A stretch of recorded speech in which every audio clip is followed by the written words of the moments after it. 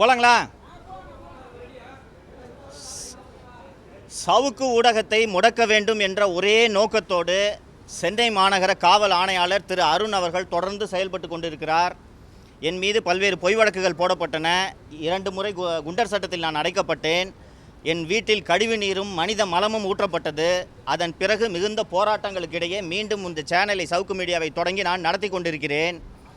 இத்தகைய ஒரு சூழலில் என்னுடைய சேனலில் பணியாற்றி கொண்டிருக்கக்கூடிய கேமராமேன் திரு ஜெயபிரகாஷ் மற்றும் விஷுவல் எடிட்டர் திரு சத்தியமூர்த்தி ஆகியோர் நேற்று இரவு 11:30 மணிக்கு அவர்கள் வீட்டுக்கு கே நகர் காவல் நிலையம் மற்றும் வீபை திருமங்கலம் காவல் நிலையத்திலிருந்து வந்த காவல்துறையினர் அவர்கள் இருவரையும் அவர்களது 2 இருசக்கர வாகனத்தோடு அழைத்து காவல் நிலையம் அழைத்து சென்றனர்.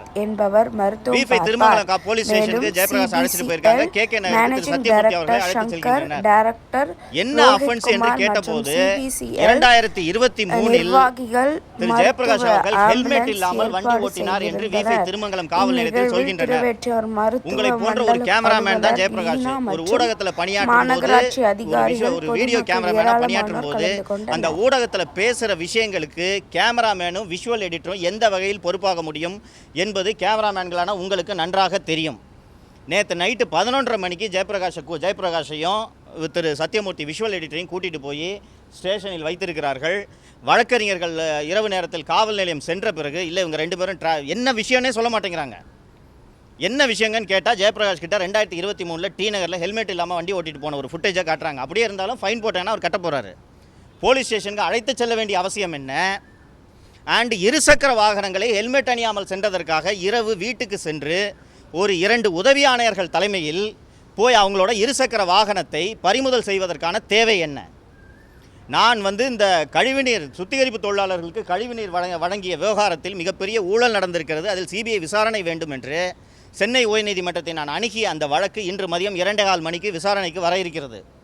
இத்தகைய சூழ்நிலையில் என்னோட அலுவலகத்தில் பணியாற்றிட்டு இருக்கக்கூடிய ஜெயபிரகாஷ் மற்றும் சத்தியமூர்த்தி விஷுவல் எடிட்டர் சத்தியமூர்த்தி ஆகியோரோட வீட்டுக்கு சென்று அவர்களது குடும்பத்தினரை அச்சுறுத்தி அந்த இருசக்கர வாகனத்தை பறிமுதல் செய்துட்டு இப்போ 2 பேரும் போலீஸ் ஸ்டேஷனில் நின்றுட்டுருக்காங்க. பைக்கு கொடுங்கன்னு கேட்டு சரி போனாங்க. நீங்கள் அவங்களே இந்த டிராஃபிக் அஃபென்ஸ்னு சொல்லிட்டாங்க. ஃபைனை கட்டிட்டு அவங்க வண்டி எடுத்துகிட்டு வரலாம். ஆனால் ஐயா வரணும் வெயிட் பண்ணுங்கன்னு இப்போது இந்த தருணத்தில் ஜெயபிரகாஷும் திரு சத்தியமூர்த்தி அவர்களும் திருமங்கலம் காவல் நிலையத்திலும் கே நகர் காவல் நிலையத்திலும் இந்த தருணத்தில் காத்து கொண்டிருக்கிறார்கள். இது போல நான் தொடர்ந்து ஊடகப் பணி செய்து கொண்டிருக்கிறேன் என்பது உங்கள் அத்தனை பேருக்கும் நன்றாக தெரியும். ஒரு சென்னை மாநகரத்தில் ஆணையராக இருக்கக்கூடிய திரு அருண் அவர்கள் பழிவாங்க வேண்டும் என்ற நோக்கத்திற்காக செல்வ பிறந்தை அவர்களோடு சேர்ந்து கொண்டு ஒரு ஊடக நிறுவனத்தில் தொழில்நுட்ப பணியை செய்து கொண்டிருக்கக்கூடிய பத்திரிகையாளர்களை இப்படி துன்புறுத்துவது நடு வீட்டில் கொஞ்சம் யோசிச்சு பாருங்கள். ஒரு நிறுவனத்தில் நீங்கள் எல்லாரும் ஒரு நிறுவனத்தில் ஒரு வீடியோ கேமராமேனாக வேலை செய்கிறீங்க. உங்கள் வீட்டுக்கு ராத்திரி 12 மணிக்கு நீ 2 வருஷம் முன்னாடி ஹெல்மெட் போனேன்னு பைக்கை தூக்கிட்டு போனால் உங்கள் குடும்பத்தில் உள்ளவர்கள் எப்படி அஞ்சுவார்கள்? இன்னொன்று உங்களுக்கு தெரியும் ஹெல்மெட் போடுறதுக்காக தான் போலீஸ் வீட்டுக்கு வராங்கன்ட்டு. பக்கத்து வீட்டில் இருக்கவங்க உங்களை என்ன நினைப்பார்கள்? உங்கள் வீட்டில் இருப்பவர்கள் உங்களை தொடர்ந்து அந்த நிறுவனத்தில் பணியாற்ற அனுமதிப்பார்களா? ஸோ ஒரு காவல்துறை அதிகாரி இப்படி அப்பட்டமான துஷ்பிரயோகத்தை செய்து கொண்டிருக்கிறார். இதை இந்த தமிழக அரசின் பொம்மை முதல்வர் வேடிக்கை பார்த்து கொண்டிருக்கிறார். இதற்கு ஒரு முற்றுப்புள்ளி வைக்க வேண்டும் என்பதற்காகத்தான் தமிழ்நாடு கவர்மெண்ட் 2019 எஸ்டாப்ளிஷ் பண்ண போலீஸ் கம்ப்ளைண்ட்ஸ் அத்தாரிட்டின்னு ஒன்று எஸ்டாப்ளிஷ் பண்ணியிருக்காங்க. காவல்துறையில் உயர் அதிகாரிகள் மீது புகார் தெரிவிக்க வேண்டும் என்றால் உள்துறை செயலாளர் உச்சநீதிமன்ற உத்தரவின்படி ஏற்படுத்தப்பட்ட கமிட்டி அது. உள்துறை செயலாளர் அந்த போலீஸ் கம்ப்ளைண்ட்ஸ் அத்தாரிட்டியோட சேர்மனாக இருப்பார். அதோட members head of police force and additional DGP law and order இருப்பாங்க. அண்ட் ஹோம் செக்ரட்டரியோட சேர்பர்சன் ஆஃப் போலீஸ் கம்ப்ளைண்ட்ஸ் அத்தாரிட்டின்ற அவரோட கெப்பாசிட்டியில் உள்துறை செயலாளரிடம் நேரடியாக புகார் தெரிவிக்க வேண்டும் என்பதற்காக இன்று வந்தேன். உயர்நீதிமன்றத்தில் அலுவல் ரீதியாக உள்துறை செயலாளர் அவர்கள் உயர்நீதிமன்றம் சென்றிருப்பதால் இன்று ஒரு சார்பு செயலர் அவர்களிடம் இந்த புகாரை நான் நேரடியாக அளித்துவிட்டு வந்திருக்கிறேன். என்னங்க? இல்லை, நாங்கள் நடவடிக்கை எடுக்கிறோன்னு சொல்லியிருக்காங்க. இது ஒரு ஸ்டாச்சுட்டரி ஃபங்க்ஷனு. செல்வ கணபதி என்ற துணை செயலாளர், நான் இதை உள்துறை செயலாளரின் கவனத்திற்கு கொண்டு செல்கிறேன். அவங்க இந்த ஸ்டாச்சுட்டரி பாடின்றதுனால அவங்க இதுக்கு மேலே என்கொயரி கண்டக்ட் பண்ணியே ஆகணும். இதை மற்ற புகார்களைப் போல இதை வாங்கி ஓரம் வைப்பதற்கு முடியாது.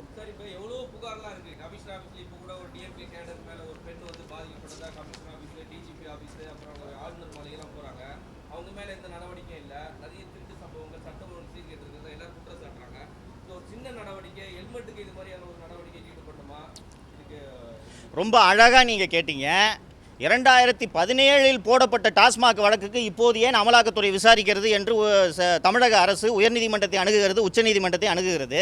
ஹெல்மெட் போடாமல் போகிறதுன்றது தவறு என்றாலும் அது ஒரு சாதாரண 1000 ரூபாய் அபராதம் விதிக்கக்கூடிய ஒரு தவறு. அந்த தவறுக்கு 10 போலீஸு ஜீப்பில் போய் ஒரு ஜேர்னலிஸ்டோட வீட்டுக்கு போய் பைக்கை சீஸ் பண்ண வேண்டிய தேவை என்ன? இரவு 11 மணிக்கு அவரது வீட்டுக்கு போக வேண்டிய தேவை என்ன? திரு அருண் அவர்கள் அப்பட்டமாக தனது அதிகாரத்தை துஷ்பிரயோகம் செய்கிறார். அவர் துஷ்பிரயோகம் செய்வதை, தொடர்ந்து துஷ்பிரயோகம் செய்வதை தமிழக அரசின் பொம்மை முதல்வர் வேடிக்கை பார்த்து கொண்டிருக்கிறார். சரிங்களா? வேறு கொஸ்டின்ஸு?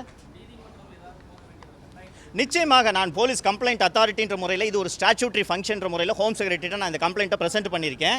ஒரு மீடியா மீது தொடர் தாக்குதல் நடந்து கொண்டிருக்கிறது.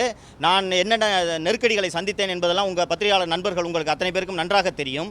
இதையெல்லாம் மீறி இந்த ஊடக நிறுவனத்தை தொடர்ந்து நடத்தும் போது என்னிடம் யாரும் பணி செய்ய வரக்கூடாது என்பதற்காக அந்த ஒரு ஜெயபிரகாஷாக இருக்கட்டும், திரு சத்யமூர்த்தி அவர்களாகட்டும், சம்பளத்துக்கு வேலை செய்யறதை தவிர அவங்களுக்கு நான் செய்கிற ஜேர்னலிசத்தில் அவர்களுக்கு என்ன பொறுப்பு இருக்குன்னு நீங்கள் நினைக்கிறீங்க? இன்றைக்கி மார்க்கெட்டில் ஜாப் வேலை கிடைக்கிறது ரொம்ப கஷ்டமாக இருக்குது. அதனால் இந்த கேமராமேன் என்ற முறையில் இன்னொன்று அவர்களுக்கு இருக்கக்கூடிய சிக்கலை நீங்கள் புரிந்து கொள்ளுங்கள். நான் 5 மாதங்கள் கைதாகி சிறையில் இருந்தபோது இந்த விஷுவல் எடிட்டர்ஸும் சரி, கேமராமேனும் சரி, வெளியில் இருக்க மற்ற சேனல்களுக்கு வேலைக்காக போய் கேட்கும்போது சவுக்கு மீடியாவில் வேலை செஞ்சிருக்கேன்னு அவர்கள் ஒருவருக்கும் வேலை கிடைக்கவில்லை. நான் 5 மாதங்கள் கழித்து மீண்டும் இந்த சேனலை தொடங்கி அவங்களுக்கு வேலை கொடுக்க வேண்டும் என்பதற்காக அவங்கள வேலையில் வச்சுருந்தேன். அவங்க வீட்டுக்கு ராத்திரி 10-11 மணிக்கு போய் பைக்கை சீஸ் பண்ணால் என்ன கொலை குத்தம் பண்ணிட்டாங்களா? ராணிப்பேட்டையிலே ஒரு பெண்ணு பாலியல் துன்புறுத்தல்னு சொல்லிட்டு போய் மாவட்ட எஸ்பி கிட்ட புகார் அளிக்கிறாங்க, ஹெட் ஆஃப் போலீஸ் ஃபோர்ஸ் கிட்ட புகார் அளிக்கிறாங்க. அதில் அந்த ஒரு சீரீஸ் ஆஃப் அஃபென்ஸ் பண்ணின அந்த நபரை, தெய்வச்செயல் என்ற நபரை 1 மாதம் காவல்துறை கைது செய்யாமல் அலைய விட்டு அதற்கு பிறகு சாவகாசமாக அவருக்கு முன்ஜாமீன் கிடைக்கும் வரை இந்த காவல்துறை வேடிக்கை பார்க்கிறது. 24/3/2025 அன்று எனது வீட்டிலே சாக்கடையையும் மனித மலத்தையும் அள்ளி வீசி அந்த குற்றவாளி வாணிஷி என்ற சட்டக்கல்லூரி படிக்கக்கூடிய ஒரு பெண், அந்த பெண்ணை 2 மாதமாக கைது பண்ணாமல் நேற்று உயர்நீதிமன்றத்தில் முன்ஜாமீன் கிடைக்கும் வரை இந்த சிபிசிஐடி காவல்துறை வேடிக்கை பார்க்கிறது. அப்படி இருக்கும்போது ஹெல்மெட் போடலன்றதுக்காக ராத்திரி 11 மணிக்கு இந்த ஜேர்னலிஸ்ட் வீட்டில் போயிட்டு பைக்கை சீஸ் பண்ணுறாங்கன்னா என்ன ஆட்சி நடக்கிறது இந்த தமிழ்நாட்டில்? இதனால் தான் இந்த ஆட்சியை பொம்மை முதல்வரின் கீழ் நடைபெறும் ஆட்சி என்று மீண்டும் மீண்டும் நான் குற்றம் சுமத்தி கொண்டிருக்கிறேன். 2026 தேர்தலில் இந்த பொம்மை முதல்வரை வீட்டுக்கு அனுப்பாமல் தமிழக மக்கள் ஓய மாட்டார்கள் என்பதை இந்த அரசும் இந்த அரசு அதிகாரிகளும் புரிந்து கொள்ள வேண்டும்.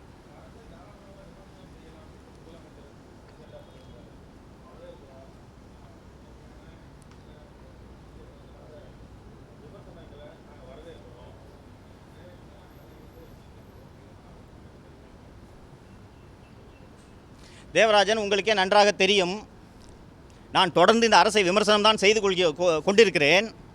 ஆனால் முதல்வர் நீங்கள் தாராளமாக விமர்சனம் செய்யலாம் என்று சொன்ன பிறகும் ஒரு ஜேர்னலிஸ்ட் வீட்டில் ஹெல்மெட் போடலன்னு ராத்திரி 11:30 மணிக்கு போய் பைக்கை சீஸ் பண்ணுறாங்கன்னா இந்த ஆட்சியில் என்ன நடக்கிறது, அதிகாரிகள் என்ன செய்து கொண்டிருக்கிறார்கள் என்பது எதுவுமே தெரியாமல் இந்த முதல்வர் ஆட்சி நடத்தி கொண்டிருக்கிறார். உள்துறைக்கு பொறுப்பான அமைச்சராக தமிழக முதல்வர் திரு மு.க. ஸ்டாலின் அவர்கள் இருப்பதால் இந்த ஒவ்வொரு காவல்துறை அதிகாரியும் செய்யும் அத்தனை வேலைகளுக்கும் அவர்தான் பொறுப்பு. அப்போது முதல்வர் நீங்கள் எங்களை தாராளமாக விமர்சனம் பண்ணுங்கன்னு பத்திரிகை எடிட்டர்களையும் அதிபர்களையும் கூப்பிட்டு அவர் சொல்கிறாரு. அவங்க போலீஸ் ஹெல்மெட் போடலன்னு ராத்திரி 11:30 மணிக்கு வீட்டுக்கு போய் பைக்கை சீஸ் பண்ணிட்டு இருக்காங்கன்னா அவர்கள் மீது நடவடிக்கை எடுக்கக்கூட துணிச்சலற்ற முறையில், செயலற்ற முறையில் பொம்மை முதல்வராக திரு மு.க. ஸ்டாலின் இருக்கிறார் என்பதைத்தான் நாம் இதிலிருந்து புரிந்து கொள்ள வேண்டும்.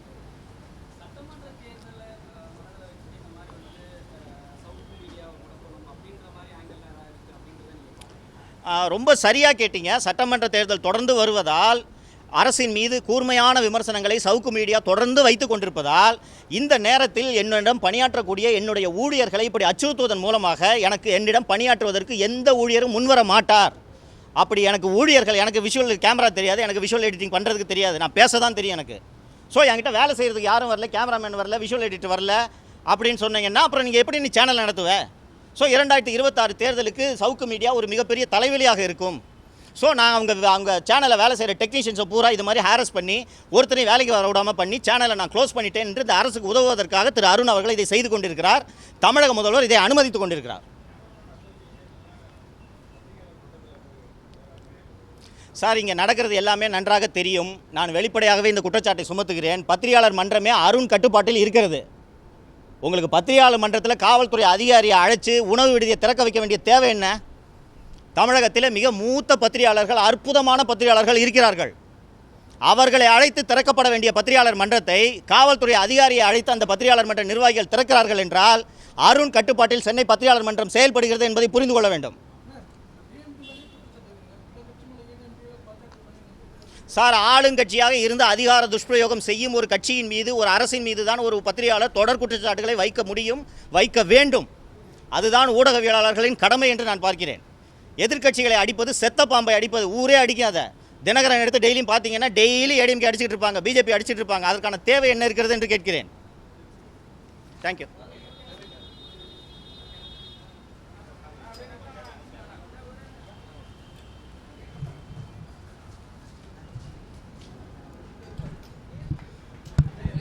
ஒரு மூத்த 14